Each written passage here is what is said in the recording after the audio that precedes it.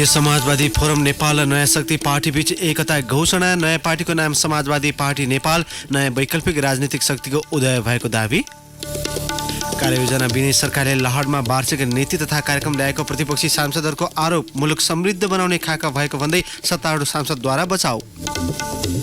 उत्पादन लागत घटाएर आगामी वर्षभित्रै सिमेन्टको नयाँ निर्यात गर्ने सरकारी लक्ष्य पूरा हुने उद्योगीहरूको भनाई। स्थानीय तहले लगाउने फरक फरक करले समस्या भएको गुनासो। भारतमा जारी लोकसभा चुनावको 5औं चरण अन्तर्गत थप 7वटा राज्यमा 51 सिटका लागि मतदान सम्पन्न। र पुलिस र आर्मी तेस्रो संस्करणको पाथिभरा राष्ट्रिय पुरुष भलिबल प्रतियोगिताको क्वार्टर फाइनलमा प्रवेश। प्रदेश 1 र टियु टिम पराजित। नमस्कार, कान्तिपुर डायरीका साथमा साथी बासु र म अनिल। सुरु गरौँ मुख्य प्रसङ्गबाट। संघीय समाजवादी फोरम नेपाल र नयाँ शक्ति पार्टी नेपाल बीच एकीकरण भएको छ। लगातार 2 वर्षको छलफलपछि दुई दल बीच गत शुक्रबार भएको सहमति अनुसार एकीकरण भएको हो। एकीकृत पार्टीको नाम समाजवादी पार्टी नेपाल रहेको छ।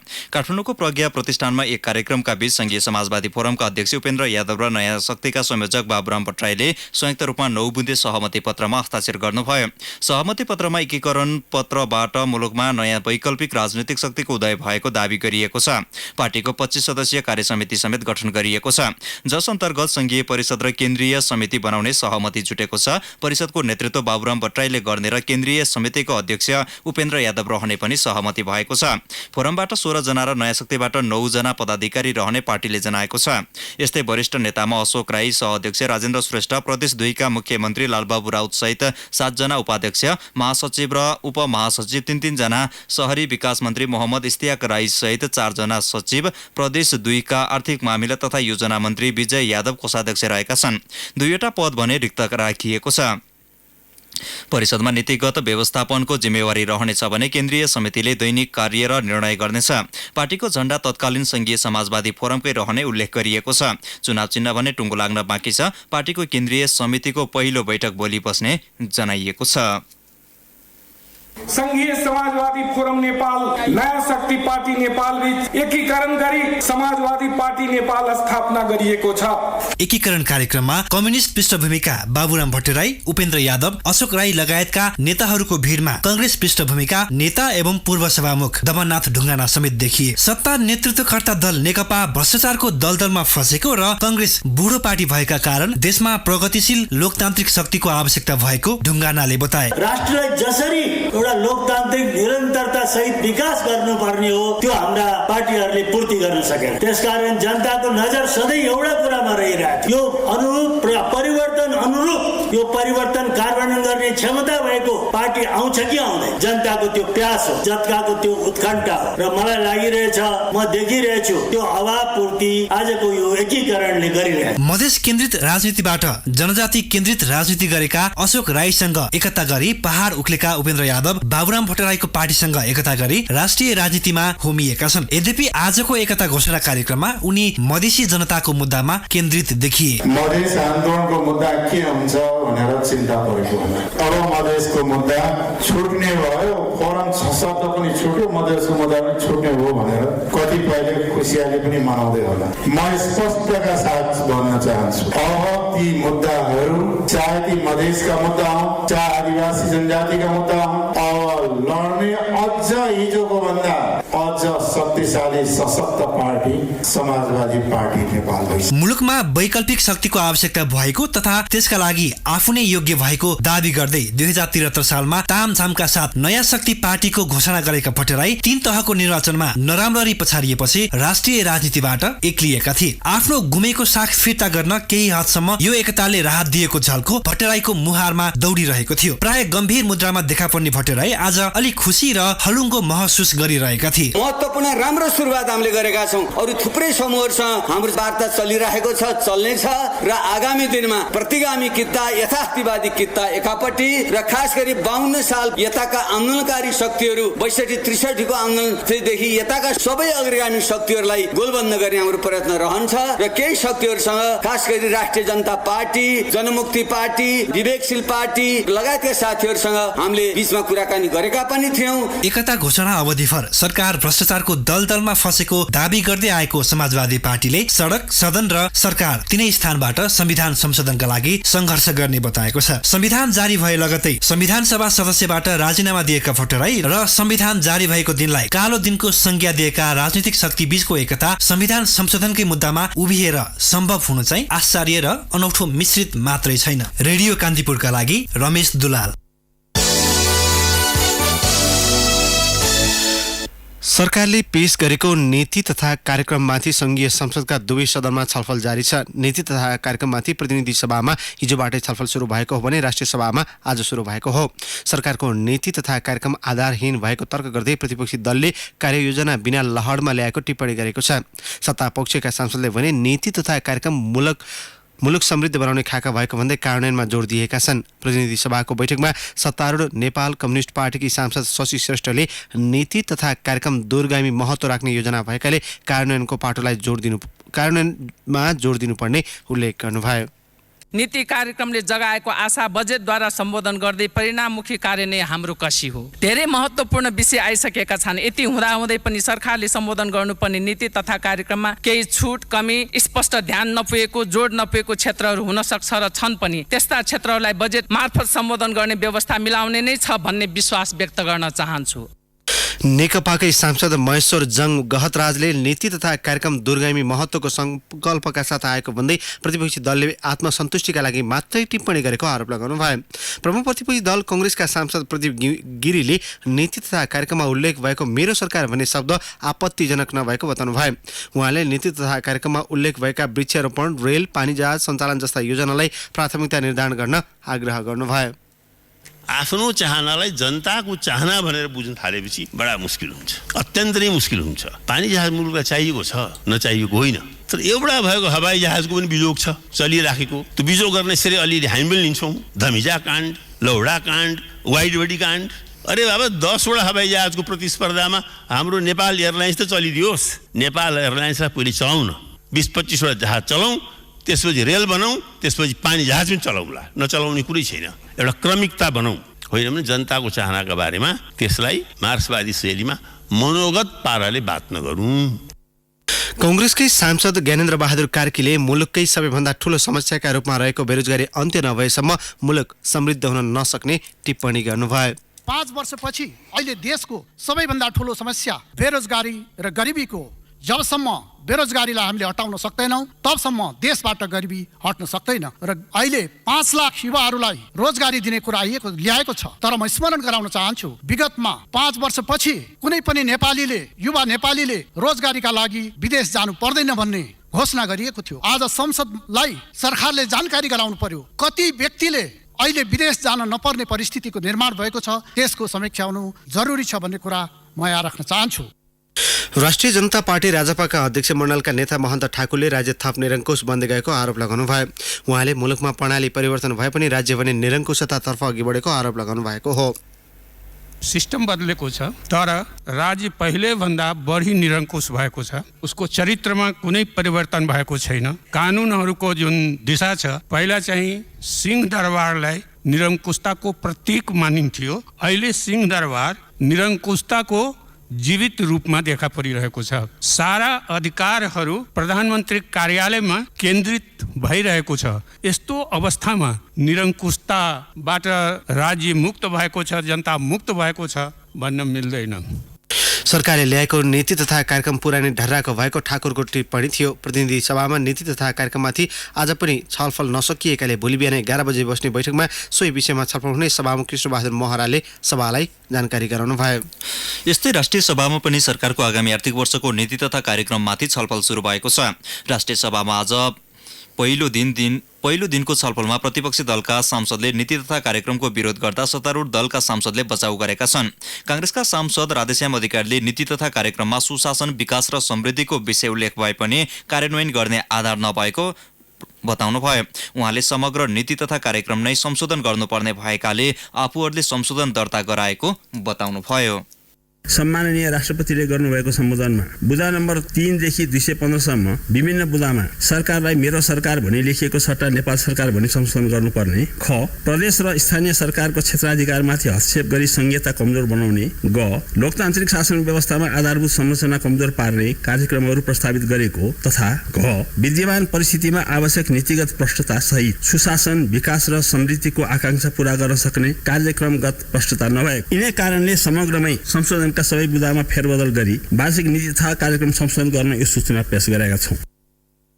कांग्रेसकै अर्का सांसद टेकादेवी भट्टले सरकारको नीति तथा कार्यक्रम पुरानै भएको टिप्पणी गर्नुभयो।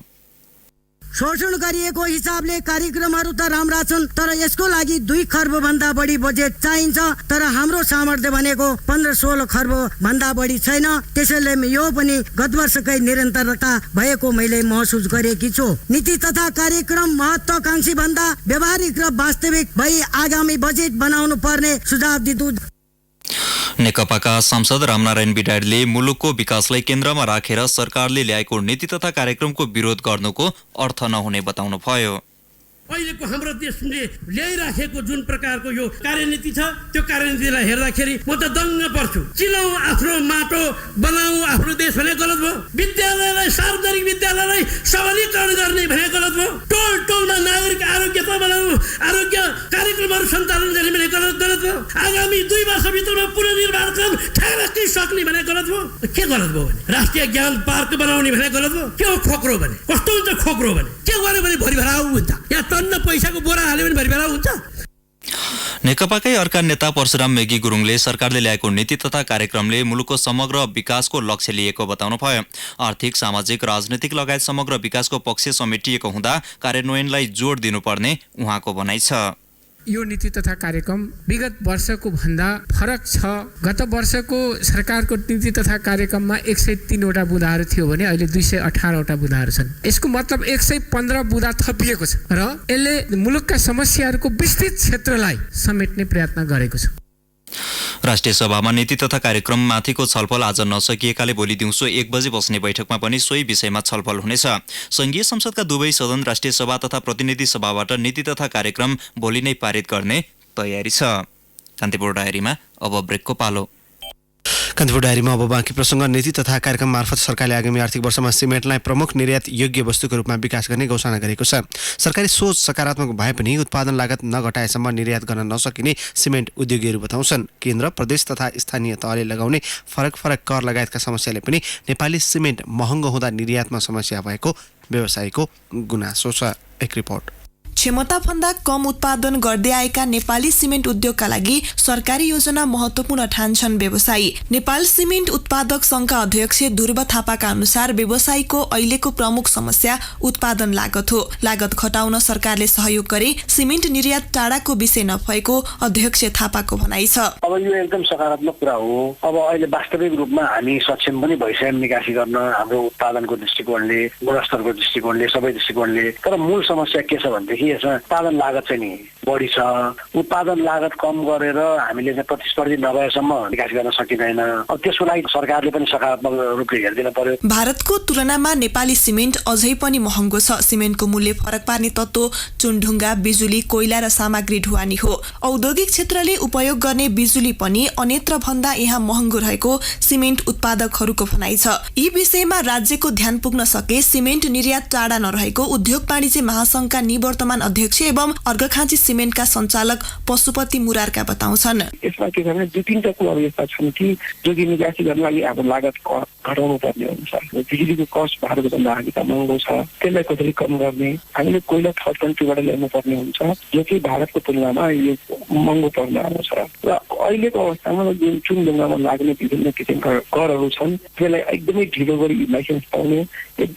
अनि हाम्रो कस्ट भारतको तुलनामा चुनढुङ्गाको कस्ट पनि बढी पर्न आएको छ। ती नीतिगत सुधारहरू भयो भने लागत घटनाहरू छ। नेपाल उद्योग परिसंघका अध्यक्ष समेत रहेका शिवम सिमेन्टका सञ्चालक सतीश कुमार मोर भने ढुवानी खर्च घटाउनेतिर केन्द्रित हुनुपर्ने तर्क गर्छन्। रेलमार्ग हुँदै भारतमा ढुवानी गर्न सके लागत कम पर्ने उनको भनाइ छ। अब आज हामी कहाँ चाहिँ ट्रान्सपोर्टेसन भनेको खालि रोड ट्रान्सपोर्टेसन मात्र भएको हुनाले the cost is very very high. जबसम्म हाम्रो चाहिँ यो रेलवे कनेक्टिभिटीको जुन हामीले चाहिँ परिकल्पना गरिरहेछौँ नि, अब आगामी 2 वर्षमा 3 वर्षभित्रमा हामीले चाहिँ रेलवे कनेक्टिभिटी गर्ने हो। त्यो रेलवे कनेक्टिभिटीबाट चाहिँ कस्ट घटायो भने हामीले चाहिँ डेफिनेटली हाम्रो चाहिँ इन्डियाका चाहिँ नाइबर स्टेटहरूमा हामीले चाहिँ एक्सपोर्ट गर्न सकिन्छ। नेपाल सिमेन्ट उत्पादक संघको तथ्याङ्क अनुसार अहिले मुलुकभर ठूला साना गरी 61 सिमेन्ट उद्योग सञ्चालनमा छन्। मुलुकभर वार्षिक 1 करोड मेट्रिक टन सिमेन्ट खपत हुन्छ भने 1 करोड 50 लाख मेट्रिक टन उत्पादन। यो तथ्याङ्कले पनि नेपालका सिमेन्ट उद्योगबारे धेरै बोल्छ। तसर्थ उत्पादन लागत लगायतका विषयमा देखिएका समस्या समाधानमा सरकारले सहजीकरण गरे सिमेन्टलाई प्रमुख निर्यातयोग्य वस्तुको रूपमा अघि सार्न सकिनेमा दुई मत छैन। रेडियो कान्तिपुरका लागि केशु लामिछाने।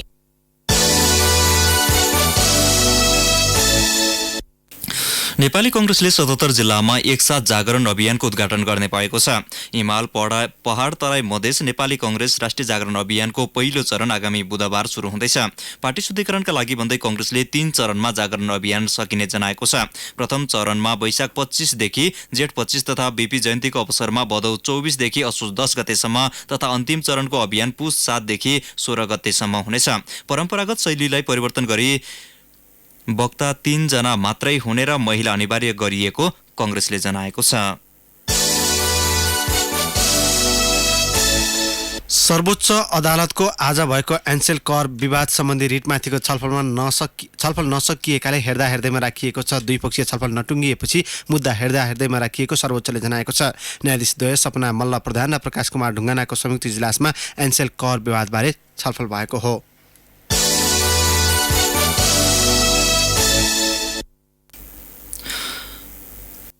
गृह मन्त्रालयले 9 जना वरिष्ठ प्रहरी उपरीक्षक एसएसपी को जिम्मेवारी हेरफेर गरेको छ। प्रहरी प्रधान कार्यालयको सिफारिसमा गृहले एसएसपी उत्तमराज सुवेदी, सहकुल थापा, वसन्त कुमार लामा, धीरज प्रताप सिंह, पुरुषोत्तम कौडेल र उमेश राज जोशीको काज सरुवा गरेको हो।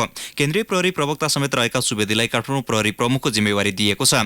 यस्तै प्रहरी तालिम केन्द्र विराटनगरमा कार्यरत थापालाई महानगरी अपराध महाशाखामा सरुवा गरिएको छ। कान्तिपुर डायरीमा अब ललितपुर डायरीको पालो। ललितपुर डायरीमा प्रशान्त मालीको नमस्कार। ठेचोको पिन पोखरी मासेर भइरहेको वृद्धाश्रम निर्माण रोक्न पुरातत्व विभागले कुराउरी नगरपालिकाको नाममा आदेश जारी गरेको छ। विभागले पोखरी संरक्षण गर्न गत चैत 20मा दिएको निर्देशनप्रति स्थानीय उपभोक्ता समितिले अतिर गरेर पिलर उठाएपछि थप कदम चालिएको हो। पुरातत्व विभागका प्रवक्ता रामबहादुर कुँवरले कुनै पनि हालतमा सम्पदा मास्न नदिने बताउनुभयो। लोकपुक बन्दै गएको स्नायी नौमती बाजा संरक्षण गर्न कपाली समाजले ललितपुर महानगरपालिकाको ध्यान आकर्षण गराएको छ। कपाली समुदायको पुर्खौली बाजा बजाउने पातनभरिमा दुपाटोलका 76 वर्षीय कान्छा कपाली एकजना मात्र बाँकी रहेको भन्दै महानगरपालिकामा ध्यान आकर्षण पत्र दर्ता भएको हो। समाजका जिल्ला सचिव राजु कपालीले लोकमुख बन्दै गएको बाजा संरक्षण प्रवर्धन गर्न तत्काल 3 महिनाको तालिम दिन आवश्यक रहेको बताउनुभयो। अन्न र सहकालका देवता मानिने रातो मसिनाथको हिजो रथारोहण गरिएको छ। रथारोहण गराउन दायाँ हातमा भरत मुद्रा र बायाँमा कमलको फूल लिएका रातो वर्ण, शिरमा बहुमूल्य हिरामोती रत्नजडित, निधारमा टीका, कानमा रत्नजडित गहना, घाँटीमा सत्यनागको माला, हातमा छुरा, खुट्टामा कल्लीले सुसज्जित मसिनाथलाई तहबालबाट खटमा बोकेर बाजागाजाका साथ पुल्चोक पुर्याइएको थियो। रथारोहण अघि भक्तपुरका तत्कालीन राजा नरेन्द्रदेवको खड्ग पाटन तहबाल स्थित मसिनाथको मन्दिरभित्र लगेर भक्तपुरका तर्फबाट कोट पूजा गरिएको थियो। स्टार क्लब ठेचोले ललितपुर जिल्ला व्यापी खुल्ला मेयर कप फुटबल प्रतियोगिता आयोजनाको तयारी तीव्र पारेको छ। क्लबका कोषाध्यक्ष मदन महर्जनका अनुसार प्रतियोगितामा ठेचो, चापागाउँ, ढापखेल, छम्पी, लेले, बडखेल लगायतबाट 24 वटा टिम सहभागी भएका छन्। क्लब 25औं वर्षमा प्रवेश गरेको उपलक्ष्यमा प्रतियोगिता आयोजना गर्न लागि हो। हवस्, ललितपुर डायरी आजलाई यति नै। प्रशान्त माललाई बिदा दिनुहोस्। नमस्कार। ललितपुर डायरीपछि कान्तिपुर डायरीमा पुनः ब्रेकको पालो। कान्तिपुर डायरीमा अब आर्थिक प्रसङ्ग। मोरङ र सुनसरीका किसानले आफूले उत्पादन गरेको हुको मूल्य समयमा नपाउँदा समस्या भएको बताएका छन्। सुनसरीको अमाही बेला स्थित इस्टर्न सुगर मिलले समयमा उखु प्रशोधन गर्न नसक्दा किसानले भुक्तानी पाउन ढिलाइ भएको हो। मङ्सिरदेखि नै उखु प्रशोधन थालिनु पर्नेमा ढिला गरी पुस लागेपछि मात्र यसपालि प्रशोधन सुरु भएको थियो। यसले गर्दा उखु सुकेर उत्पादन परिणाम कम देखिँदा लगानी अनुसारको प्रतिफल पाउन नसकेको कोशी उखु उत्पादक संघका अध्यक्ष शिवलाल चौधरीले बताउनुभयो। शेयर कारोबार मापक नेप्से परिसूचक आज करिब 22 अङ्कले बढेको छ। नेप्से 21.73 अङ्कले बढेर 1299.41 अङ्कमा कायम भएको छ।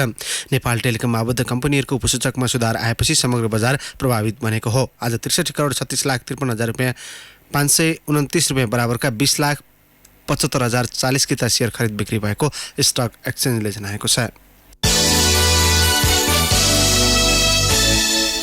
अब अन्तर्राष्ट्रिय प्रसङ्ग भारतमा जारी लोकसभा चुनावको 5औं चरण अन्तर्गत आज थप 7वटा राज्यमा 51 सिटका लागि मतदान सम्पन्न भएको छ। 5औं चरण अन्तर्गत उत्तर प्रदेशमा 1, राजस्थानमा 12, मध्य प्रदेश र पश्चिम बङ्गालमा 7 र झारखण्डका 4 सिटका लागि मतदान भएको हो। आजै बिहार र जम्मू कश्मीरमा पनि मतदान सम्पन्न भयो। आजको मतदानले कांग्रेस अध्यक्ष राहुल गान्धी, यूपीए प्रमुख सोनिया गान्धी, गृहमन्त्री राजनाथ सिंह, केन्द्रीय मन्त्री स्मृति ईरानी, राजवर्धन सिंह राठौर र महबुबा मुफ्ती जस्ता नेताको भविष्य निर्धारण गर्नेछ। 51 सिटका लागि 674 जना उम्मेद्वार प्रतिस्पर्धामा छन्। मतदानमा 8 करोड 75 लाख मतदाताले मताधिकार प्रयोग गर्न पाउनेछन्, जस अन्तर्गत 4 करोड 73 लाख पुरुष र 4 करोड 12 लाख महिला मतदाता छन्। यसै चरणबाट लोकसभाको 425 सिटको मतदान सम्पन्न भएको छ। भारतको चुनाव 7 चरणमा भइसकेको छ। मे 19 मा अन्तिम चरणको मतदान सकिएपछि मे 23 मा मतगणना हुनेछ। चौतर्फी आलोचनापछि ब्रुनाईले समलिङ्गी सम्बन्ध राख्नेलाई ढुङ्गाले हानेर मृत्युदण्ड दिने नयाँ कानुन निलम्बन गरेको छ। गत महिना घोषणा गरिएको सो निर्णयको चर्को आलोचना भएपछि सुल्तान हसन नल बोल्किएले सो कानुन निलम्बन गर्नुभएको हो। सो निर्णयको विश्वव्यापी रूपमै आलोचना भएपछि त्यसबारे पुनर्विचार गरिएको जनाइएको छ। अब खेल प्रसङ्ग। साबिक विजेता नेपाल पुलिस क्लब र त्रिभुवन आर्मी क्लब तेस्रो चरणको पाथिबडा राष्ट्रिय पुरुष भलिबल प्रतियोगिताको क्वार्टर फाइनलमा प्रवेश गरेका छन्। ताप्लेजुङको साँगोमा आज पुलिसले प्रदेश नम्बर 1 र आर्मीले टियु विश्वविद्यालय टिमलाई पराजित गर्दै क्वार्टर फाइनलको यात्रा तय गरेको हो। नारायणी माविको खेल मैदानमा भएको पहिलो खेलमा प्रदेश 1 लाई 3-0 को सोझो सेटमा पराजित गर्दै पुलिस समूह एबाट क्वार्टर फाइनलमा पुगेको हो। पुलिसले प्रदेश 1 लाई 25-8, 25-18 र 25-9 को सेटमा पराजित गर्यो। प्रतियोगितामा 8 टोली मात्रै सहभागी भएकाले प्रदेश 1 पनि क्वार्टर फाइनलमा पुगेको छ। यस्तै आर्मीले विश्वविद्यालय टिमलाई 3-0 को सोझो सेटमा नै पराजित गर्यो। आर्मीले विश्वविद्यालय टिमलाई 25-13, 25-13 र 25-15 को सेटमा पाखा लगायो। जलजले युवा क्लबको आयोजनामा जारी प्रतियोगिता अन्तर्गत आज सशस्त्र प्रहरीको एपीएफले प्रदेश 3 लाई 3-0 को सोझो सेटमा पराजित गर्यो। एपीएफले प्रदेश 3 लाई 25-16, 25-15 र 25-24 को सेटमा हराएको हो। त्यस्तै गण्डकी प्रदेशले प्रदेश 2 लाई 3-0 को सोझो सेटमा पराजित गर्दै क्वार्टर फाइनलमा स्थान पक्का गर्यो। गण्डकीले प्रदेश 2 लाई 25-16, 25-15 र 25-16 को सेटमा हराएको हो। प्रतियोगिताको विजेताले नगद 3,51,500 रुपियाँ प्राप्त गर्नेछ। यस्तै उपविजेताले 1,76,251 नगद प्राप्त गर्दा सेमी फाइनलमा पराजित 2 टोलीले नगद 50,000 रुपियाँ पाउने आयोजकले जनाएको छ।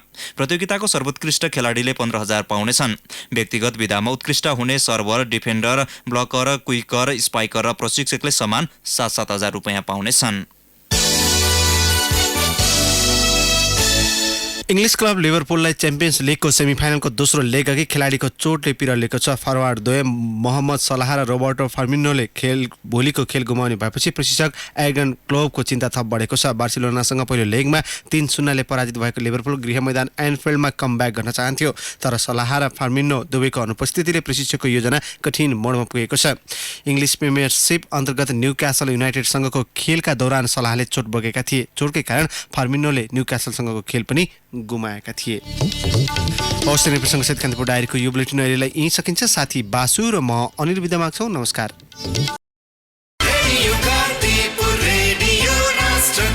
सूचना र मनोरञ्जनको सम्वाहक रेडियो राष्ट्रको रेडियो कान्तिपुर।